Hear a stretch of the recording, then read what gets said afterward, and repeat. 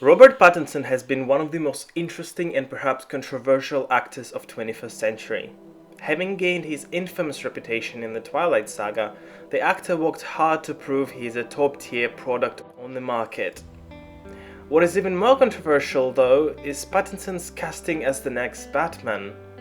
Reaction is at best a mixed bag so far, with a lot of people expressing their worry about the upcoming Matt Reeves' take on the Caped Vigilante.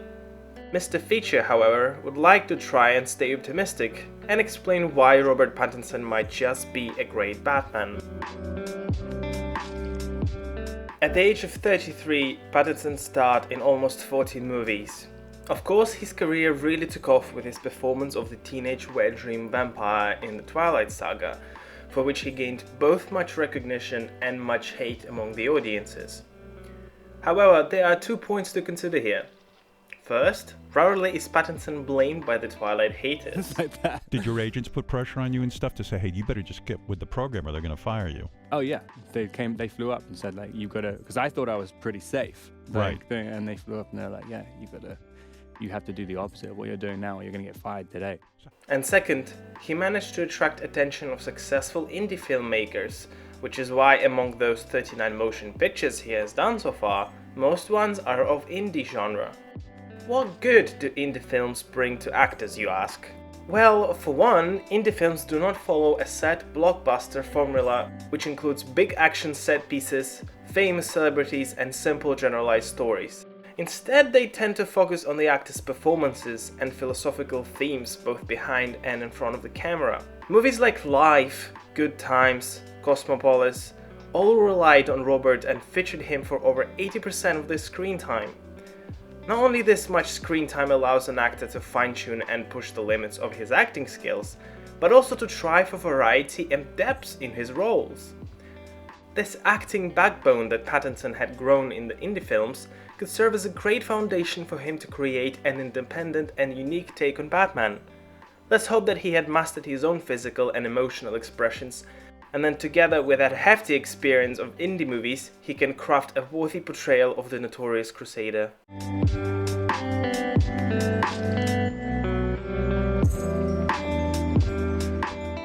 I believe that one of the least talked about professions in the movie industry is casting directors. After all, it's not only the producers, directors, or even actors that are responsible for great performances. It's also the people who go through tens of thousands of auditions in order to land the right actor for the role. Casting director for Matt Reeves as Batman is Cindy Tolan. Ms. Tolan was working on such productions as The Fringe, Blue Valentine, Curb Your Enthusiasm, The Place Beyond the Pines, Mississippi Grind, Straight Outta Compton, If Beale Street Could Talk, Marvelous Miss Maisel, and much more. From this list, it's clear that she has worked on quite a lot of successful features, which were outstanding in acting department. Conclusion can be made that Miss Tolan is a successful casting director. In fact, upon investigating her entire career as a casting director, she never worked on a film that was considered to be a failure. She's a 4-time winner of the Casting Society of America Award, which is the most prestigious award for this profession, was nominated many times and even won an Emmy Award in Outstanding Casting for a Comedy Series for Marvelous Miss Maisel in 2018. With all of these facts behind her belt, she easily gets my trust when it comes to the casting of Batman. I mean, so far we have Colin Farrell as Penguin, Jeffrey Wright as Commissioner Gordon, Andy Serkis as Alfred, Zoe Kravitz as Catwoman, Paul Dano as the Riddler, and my personal favorite, John Turturro as Falcone. How insanely awesome does that cast sound? Of course, this does not mean that the movie will be good, but this at least provides hell of a certainty that the cast will deliver top-notch acting. I see no reason why Robert Pattinson would be a miscast in Cindy Tolan's diary, in line with the rest of the talent here.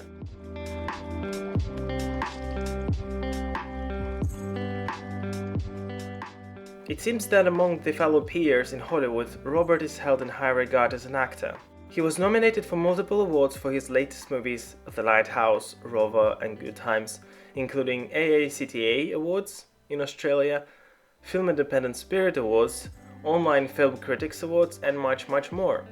He's also constantly praised by the directors he worked with. Robert Eggers, director of Lighthouse, says, Over the years, I saw him become a great actor, and I approached him for a role in a more conventional movie, but he didn't want to do it, even though we wanted to find something together. After that, I saw The Lost City of Z and Good Time, and not that I needed some convincing, but he is incredible in those films.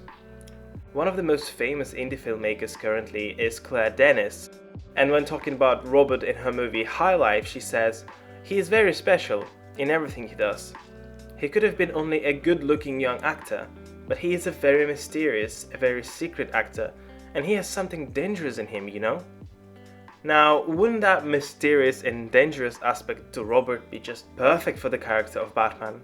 In fact, he was never called out for bad acting, mostly only receiving praises. If anything, this is definitely the most important reason to think he will nail the character of Batman.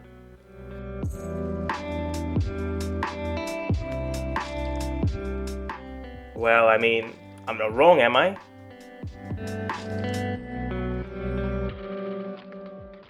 There are plenty of actors in Hollywood that don't really care about the roles they take on, as long as they land them a big paycheck or a dozen movie contract. However, some like Robert are highly selective with the roles they pursue. Pattinson turned down a role in the MCU, saying he did not see himself going in that direction. What is even crazier is that he was offered to audition for There Will Be Blood and the Assassination of Jesse James by the coward Robert Ford, both highly successful, multi-Academy Award-winning movies. His explanation was that he was afraid he could not do it at the time. He did not have enough acting experience. This, if nothing else, surely speaks for Robert's commitment to build acting skill. Playing it safe is not always the worst thing, which has evidently worked out for him. He is now landing roles in Batman and Christopher Nolan's new epic Tenet. When Robert wanted to be in a movie, like The Lighthouse, his commitment rarely knows any boundaries. As per Roger Ebert, sometimes he beat himself in the face so bad, or when it was raining through the cottage roof, Rob was drinking the rainwater in between the takes. He also spun around in circles a lot, that was helpful to him. He'd stick his fingers down his throat to make himself gag, stuff like that. Now, of course, it's not like this is unheard of among actors, but this is definitely not something any actor would go through. Robert has built a reputation of an independent actor who is very picky with his roles, and when getting the ones that he wants, he gives it all out to land a perfect delivery. Does that make you not confident that Pattinson will give his absolute best? I hope that I was able to at least make you think again about Pattinson's Batman. Perhaps with all the things in mind, he could win over your heart. Of course, we will have to wait and see ourselves next year. For now, many thanks for watching this video, and I hope that you enjoyed it. I would love to know what your thoughts on Pattinson as Batman are, so please be sure to comment or like this video if you feel like it. Thank you, and see you in the next one.